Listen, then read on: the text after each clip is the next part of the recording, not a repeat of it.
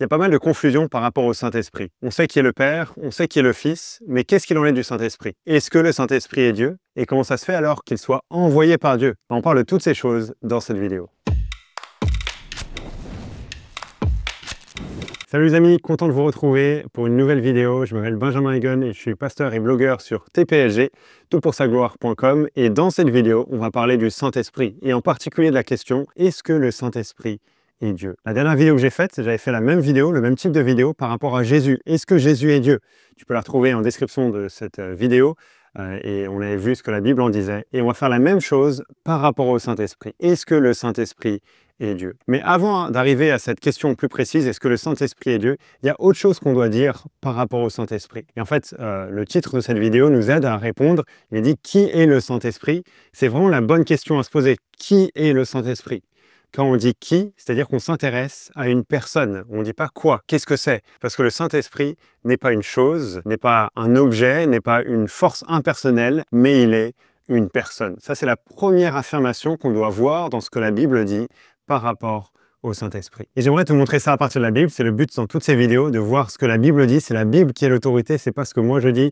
Et donc tout ce que je partage, je t'encourage à creuser par toi-même ce que la Bible dit, voir les références des versets qui sont cités, qui sont affichés à l'écran en description. On n'a pas le temps de tout lire et de tout creuser en détail, mais je veux que tu vois par toi-même que tout ce qui est dit, tout ce qui doit être dit par rapport à Dieu, doit être basé sur la Bible. C'est la Bible qui est la source de notre autorité. Alors qu'est-ce que la Bible dit par rapport au Saint-Esprit? Eh bien, on voit à plusieurs reprises que le Saint-Esprit est une personne. Le premier verset pour voir ça, c'est dans Jean 14, verset 26. « Mais le Consolateur, le Saint-Esprit que le Père enverra en mon nom, c'est lui qui vous enseignera toutes choses et vous rappellera tout ce que moi, je vous ai dit. » Alors, il y a plusieurs choses qu'on pourrait apprendre par rapport au Saint-Esprit dans ces versets, mais la chose principale que j'aimerais souligner ici, c'est qu'on voit que le Saint-Esprit va enseigner et rappeler des choses aux disciples. Il va en fait avoir des activités qui sont liées à celles d'une personne. Il est actif. On voit ça plus loin dans l'évangile de Jean. En Jean 15, il est dit que le Saint-Esprit va rendre témoignage. Dans Jean 16, il est dit que le Saint-Esprit va convaincre de péché, de justice et de jugement. Ce sont des activités qui sont liées à une personne. Dans le livre des Actes, on voit ça de manière très claire. À plusieurs reprises, on voit le Saint-Esprit qui parle. On voit ça aussi de manière très claire dans Actes 16, versets 6 et 7. Voilà ce qu'il est dit par rapport au ministère de Paul.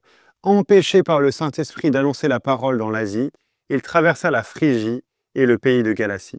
Arrivé près de la Mysie, ils tentèrent d'aller en Bithynie, mais l'Esprit de Jésus ne leur permit pas.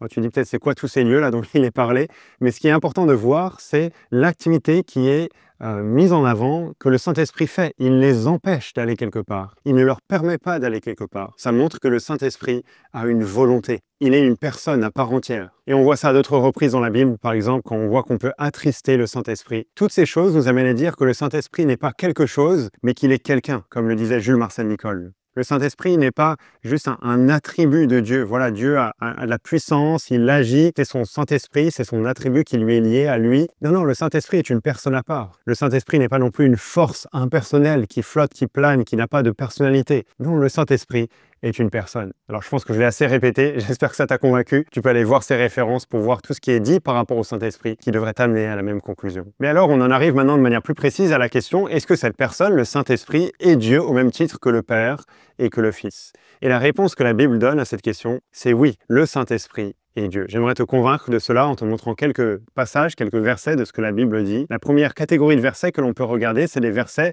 où le Saint-Esprit est considéré comme étant réellement Dieu au sens fort du terme. Par exemple, dans 1 Corinthiens 2, Paul parle de la connaissance de Dieu qui nous dépasse, de la sagesse de Dieu qui nous dépasse, qui est au-delà de la compréhension humaine. Et voilà ce qu'il dit dans 1 Corinthiens 2, versets 10 et 11. « À nous, Dieu nous l'a révélé, cette sagesse, cette connaissance, par l'Esprit. Car l'Esprit sonde tout, même les profondeurs de Dieu.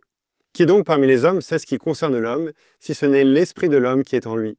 De même, personne ne connaît ce qui concerne Dieu, si ce n'est l'esprit de Dieu. » Ici, Paul met en avant le fait que la connaissance de Dieu nous dépasse à nous, les êtres humains, on ne peut pas y accéder. Et Paul utilise une image, il dit, mais c'est seulement les hommes qui peuvent connaître les pensées qui sont en eux. Il y a seulement toi qui connais en ce moment même ce que tu as dans ta tête, tes pensées. Il n'y a que ton esprit au-dedans de toi qui connaît ces choses-là. Et de la même manière pour moi, il y a seulement mon esprit à l'intérieur de moi qui sait ce que je pense en ce moment même. Et c'est la même chose pour Dieu. Seulement l'Esprit de Dieu connaît les choses de Dieu. Parce qu'il a la même nature, parce qu'il est de la nature divine, parce qu'il est Dieu lui-même. Seulement le Saint-Esprit a accès aux choses de Dieu Nous, on n'y a pas accès parce que le Saint-Esprit est Dieu. Et c'est comme ça que nous, on peut connaître les choses de Dieu.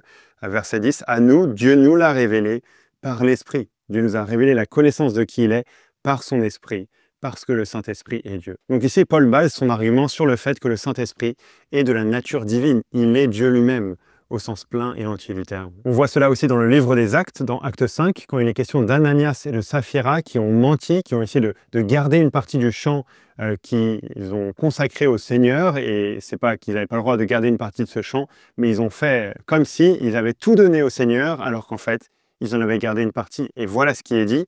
Acte 5, versets 3 et 4. Pierre lui dit, « Ananias, pourquoi Satan a-t-il rempli ton cœur au point de mentir à l'Esprit Saint et de retenir une partie du prix du champ? Lorsque tu l'avais, ne demeurait-il pas à toi? Et après la vente, le prix n'était-il pas à ta disposition? Comment as-tu mis en ton cœur une pareille action? Ce n'est pas à des hommes que tu as menti, mais à Dieu. » Pierre dit ici que Ananias a menti au Saint-Esprit. Et au verset d'après, il souligne la gravité de ce que Ananias a fait en disant qu'il n'a pas menti simplement à des hommes, mais à Dieu. Parce que le Saint-Esprit est Dieu. Il est au même rang que le Père et que le Fils. Alors il y a d'autres choses qu'on pourrait mettre en avant, d'autres versets. Ça c'est des versets qui parlent de ça, mais un peu plus direct. Mais on voit aussi qu'à différentes parties de la Bible, on attribue au Saint-Esprit des attributs qui sont divins, qui n'appartiennent qu'à Dieu seulement. Par exemple, dans le psaume 139, et alors les références vont s'afficher à l'écran et elles seront en bas dans la description de la vidéo, on voit que le Saint-Esprit est présent partout. Il a l'attribut d'omniprésence, d'être présent partout. Seulement Dieu peut être présent partout, à plus d'un endroit en même temps. Le Saint-Esprit aussi, parce qu'il est Dieu. On voit dans Ésaïe 40, versets 13 et 14, que le Saint-Esprit connaît tout.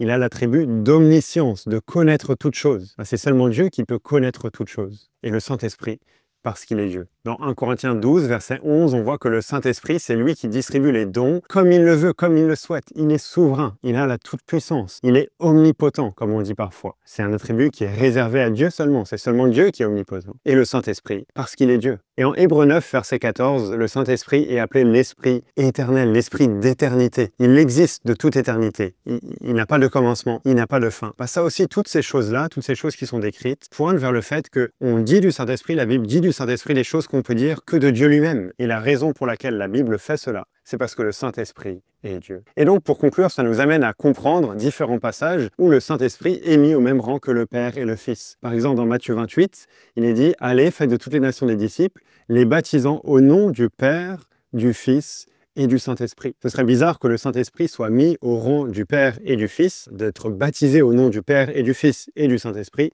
si le Saint-Esprit n'était pas Dieu. Non, la seule raison pour laquelle la Bible peut mentionner Père, Fils et Saint-Esprit, c'est parce que les trois sont Dieu, au sens fort du terme, sont véritablement Dieu. Tout ce qu'on peut dire de Dieu, on peut le dire du Père, on peut le dire du Fils et on peut le dire du Saint-Esprit. On voit la même chose en 2 Corinthiens 13, verset 13, où le Père, le Fils et le Saint-Esprit sont mis au même niveau.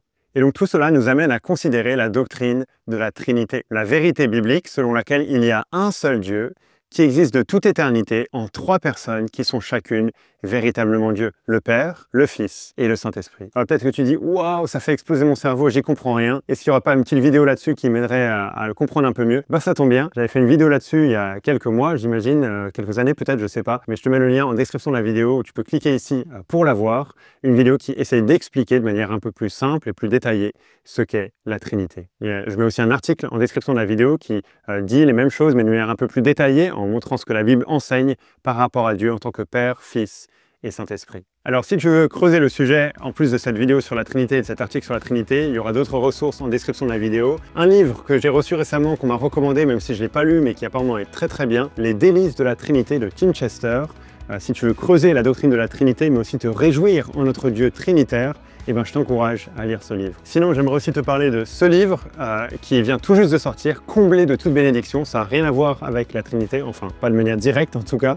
C'est un livre sur l'évangile de la prospérité qui montre les erreurs de l'évangile de la prospérité, mais aussi combien le vrai évangile est bien plus merveilleux. Honnêtement, c'est vraiment le livre que je recommande actuellement pour creuser les erreurs de l'évangile de la prospérité, mais comment aussi nous-mêmes on est enclin à faire les mêmes erreurs et être en proie au même mécanisme, et aussi comment aider quelqu'un qui est pris dans l'évangile de la prospérité de manière plus marquée ou de manière plus soft. C'est vraiment le livre que je recommande, il n'est pas très long, il est bien écrit, c'est traduit de l'anglais mais ça se voit pas, ça a été bien traduit.